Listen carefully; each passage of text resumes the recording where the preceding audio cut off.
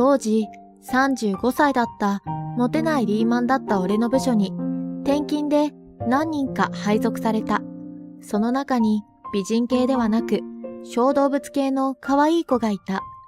自己紹介で、みんなにハムスターに似ているのでハムちゃんと呼ばれていますと言っていたので、みんなは本名の〇〇子ではなくてハムちゃんと呼ぶようになった。そこで歓迎会で飲みに行った。一次会と二次会ではハムちゃんと一言ぐらいは話したような気がするが覚えていなかった。そして三次会にもハムちゃんはついてきた。すでに相当出来上がっていた俺の記憶はここから先がなく、気がついたら自分のベッドでワイシャツ着たまま寝ていて、すぐに朝だった。翌日二日酔いで会社に行ったらハムちゃんに懐かれていた。他の人にも話を聞くけど、微妙に俺に聞くことが多いような気がした。ただ席は俺が一番近かったので、近いやつに聞いてるだけだろうと思っていた。ハムちゃんは小動物系でちょこまか動くのが可愛いので、みんなに可愛がられていた。中でも部長は彼女が入れるお茶が大好きで、彼女がお茶を入れるとやたらと機嫌が良かった。それと酒は強くなさそうで、あまり飲まないのに飲み会には必ず参加していて、二次会とか三次会までついてきた。そして俺の家と帰る方向が同じだったので、飲み会の後はよく一緒に帰っていった。そのうちハムちゃんとは飲み会以外でも時々一緒に帰っていたが、単に一緒にファミレスで晩ご飯食べたりする程度で、確かに仲は良かったが、後輩以上恋人未満というような感じだった。それに俺はもう一歩踏み出せない理由もあった。ある日曜日、ハムちゃんから連絡があって、彼女の家の近くの喫茶店で会うことになった。実はね、好きな人ができたの。俺はものすごいショックを受けた。付き合っているわけではないが、今のポジションが誰かに取られると思うと、ものすごく悲しいという気持ちが溢れてきた。そうか、おめでとう。じゃああまり誤解されるようなことをしたらダメだよ。うまくいくといいね。俺は一気にまくし立てた。ハムちゃんは何か言いたそうだったけど、これ以上ハムちゃんの声を聞くと、情けないことに泣くのは間違いなかった。じゃあ帰るね。さようなら。1000円を置いて飛び出すように外に出た。俺はまっすぐ走り出した。彼女は追ってこなかった。そのまま走って川沿いの土手に行って思いっきり泣いた。多分遊歩道を歩いている人には変な人と思われただろうけど、気にしている余裕すらなかった。彼女から電話とメールが届いていた。でも俺は何も見たくなかった。何も聞きたくなかった。何を言う気力もなかった。携帯の電源を切ってポケットに突っ込んだ。気がつくと空が暗くなり土砂降りになった。俺はとぼとぼと自宅方向に歩き出した。途中のコンビニで傘を買うこともできたのだが、そんなことを考える余裕もなく、まっすぐ帰った。自宅に着いたら服を全部脱ぎ捨てて、すっぱだかでベッドに潜り込んだ。どうやら風邪をひいたらしく、考えがまとまらない。何かの手が見えたような気がしたので、その手を掴んで、〇〇子って言ったような気がする。そしてまた意識が途切れた。気がつくと月曜日の午後だった。そばには心配そうに俺を覗き込んでいるハムちゃんがいた。俺の持っていない氷まくりなどがあって、ハムちゃんがわざわざ買ってきてくれていたようだった。鍵開いてたから勝手に入ってごめんね。ずぶ濡れの服とかがそこら中にあったので勝手に洗濯しちゃった。ごめんね。とにかくごめんね。ハムちゃんが謝ることはないよ。俺が悪いんだし。そうしたらハムちゃんが泣き出した。全部私が悪いのに、どうして？しばらくハムちゃんは泣いていた。俺は何も言えなかった。頭もあまり回っていなかったし、何を言えばいいのかよくわからなかった。そのうちハムちゃんが泣き止んで、〇〇さんって元カノ？やっぱり忘れられないの？この時俺は頭が全く回っていなかったので、聞いたことは何でも素直に答えるという自白剤を打たれたスパイのようだった。元カノっていうか30歳前ぐらいに自分では付き合ってたと思ってた結婚詐欺師の名前。俺に唯一優しくしてくれた人。結局騙されちゃったんだけどね。俺は馬鹿正直に思い出したくもない過去をベラベラ喋ってしまった。もう惹かれたってどうでもいいやって思っていた。ごめんね。思い出したくない過去、思い出させちゃって。いいよ、そんなのごく一部だから。他にも両親がダブル。いいよ、言わなくても。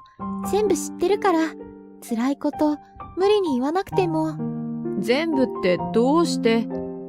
ハムちゃんが俺が封印した過去を全部知っていた。俺の両親がダブル不倫して父親からはいらないと言われたので、母親に引き取られたら母の不倫相手にいらないと言われて、結局父親に引き取られたこと。高校時代の初恋の相手に書いたラブレターをコピーして回し読みされたこと。会社に入って一つ上の先輩を好きになったら、一応いい顔してたけど裏で犬以下って言われていたこと。29歳で結婚を焦っていた頃に、やっと優しくて素敵な人だと思って交際を始めたら、実は結婚詐欺師で貯金を全部持ち逃げされた上に借金まで背負わされたこと。本当に何でも知っていた。どうして知ってるの？最初の歓迎会の時に3次会で延々と聞かされたから。俺は穴があったら入りたくなった。何のことはない。全部俺がハムちゃんに無理やり不幸自慢をしていただけだった。しばらく沈黙が続いたが、俺は大事なことを思い出した。そういえば会社行かなきゃ。無理よ。熱が丸分もあるんだから。それに会社には体調が悪くて休むからって連絡しておいたの。ごめんね。本当にごめんね。どうして俺はハムちゃんが謝るのかが全然わかっていなかった。そしてハムちゃんは今日はずっと付き添ってくれると言った。昨晩もずっとついていてくれたと言っていた。この時点では逆らってもどうなるものでもないので、素直に好意に甘えることにした。ハムちゃんは一旦自宅に帰った後、いろいろ持ってきて、俺の部屋の客用布団で寝てくれた。火曜日も熱が下がらず、ハムちゃんはずっと看病してくれた。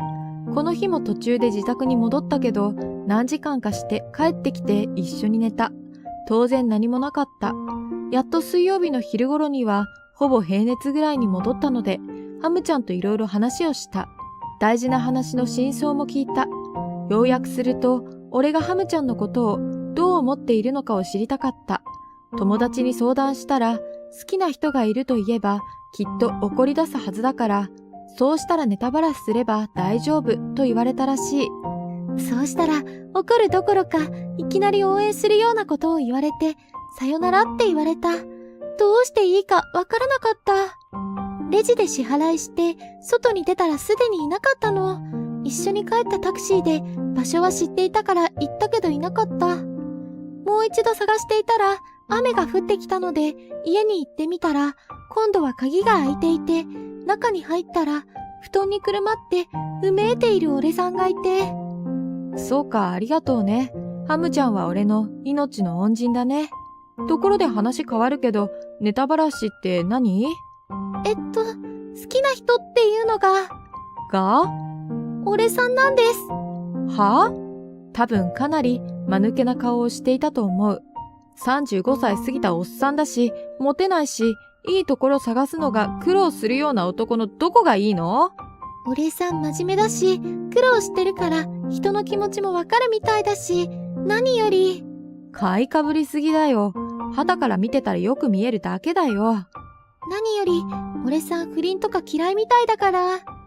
聞くと、ハムちゃんの祖父がやたらと不倫をして、祖母がとても苦労してたのを小さい頃から見ていたらしい。だから、両親の不倫で不倫嫌いな俺さんなら、きっと不倫しないと思うの。確かに、俺は学生時代に友達の彼女が不倫していることを咎めたら、友人に殴られて警察沙汰になったことがある。とにかく不倫している奴は大嫌いだった。ここでハムちゃんは必殺技を繰り出した。小動物のクリクリっとした目を上目遣いでこっちを見て、やっぱりダメ？ダメじゃないですよ。もう一撃必殺ですよ。ハムちゃんに KO された俺は、ハムちゃんと正式にお付き合いすることになった。ハムちゃんを送って帰る間際に、また明日、でもしばらくは会社の人には秘密にしておこうね。って言った時に、ハムちゃんは少し複雑そうな顔をしたけど、すぐ笑顔になったので、そのまま帰った。次の日出社をしたら、なんとなく雰囲気が変だった。やはりいきなり3日も休んだのはやばかったかなと思い、上司にいきなり休んだことを詫びに行くと、なぜか部長のところに行くように言われた。部長は席にいたが、わざわざ会議室を取ってくれた。俺はかなりビビっていた。3日もほぼ無断欠勤同然で休んだし、まさかリストラとかと気が気ではなかった。しかし部長の話はとんでもないものだった。いつから付き合ってるんだ？はじゃないよ。どうして隠しているんだ？さらに部長が畳みかける。まさか結婚の日取りとかは具体的に決まっているのか？もし売借人とかが決まっていなければ私に任せてくれないかな？どうしても私がやりたいんだよ。彼女も君も私の大切な部下だからね。おっしゃっている意味がわかりかねますが、とぼけてもダメだよ。〇〇子くんと付き合っているんだろう。そんなバカな、と俺は思った。正式に付き合うと決まったのは昨日なのになぜ？まさか昨日ハムちゃんが嬉しすぎて友達に同胞メールでも送ったのか？どうしてそれを？月曜日に〇〇子くんから君の休暇願いと自分の休暇願いを出すように頼まれた時点でもう噂で持ちきりだよ。それを3日も続けていれば相当親密な関係だと誰でもわかるよ。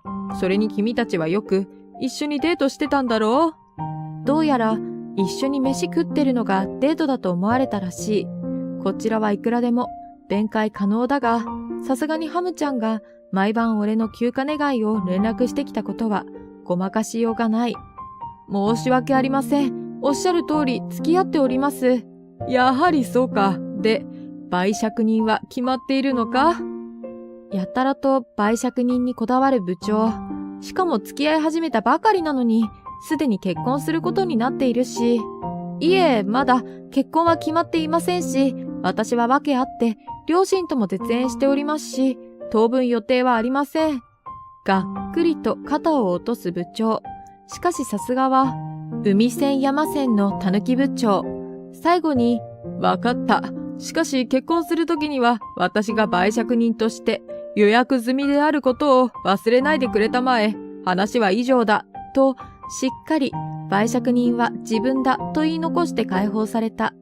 すっかり始業時間を過ぎているが、微妙に怪しい雰囲気が漂っている。と、そこに俺の端末へ社内連絡メールが届く。3日も休んでやることはたくさんあるし、順番に見ていくかと思っていた。ざわざわという声。どこからか、誰だよ部内共通使ったやつ。俺も入ってるし、まずいよ。は？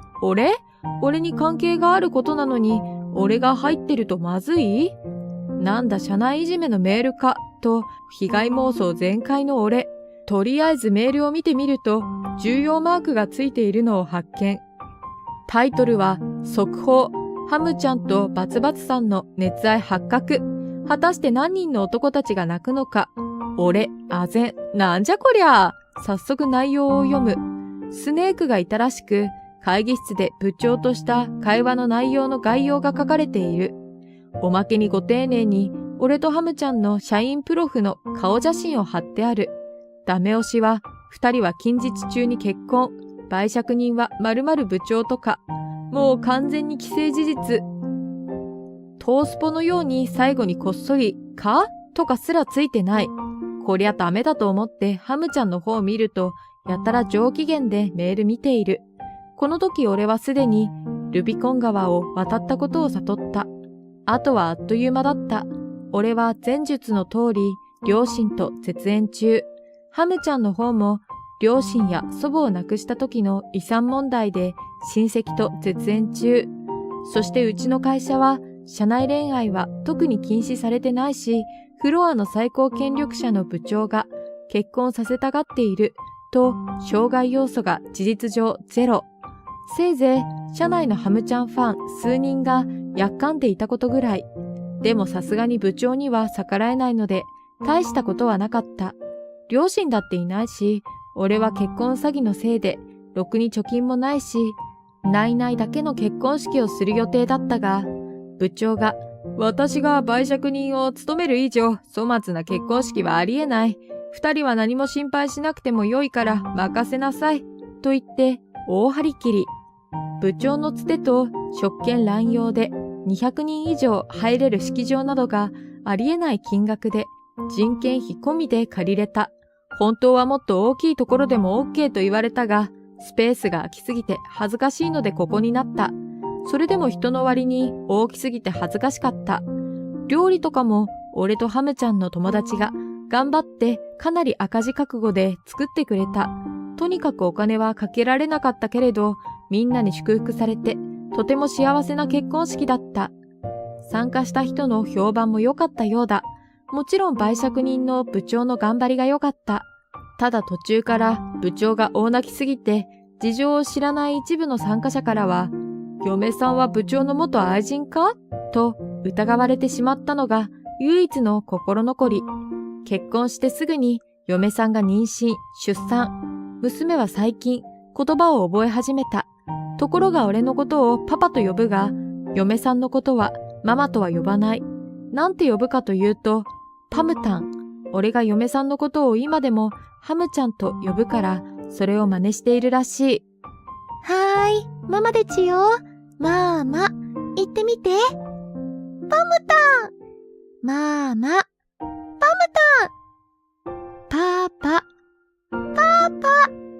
俺大笑いで嫁さんがっくり。今日も我が家は笑いにあふれています。以上です。みんな最後まで読んでくれてありがとう。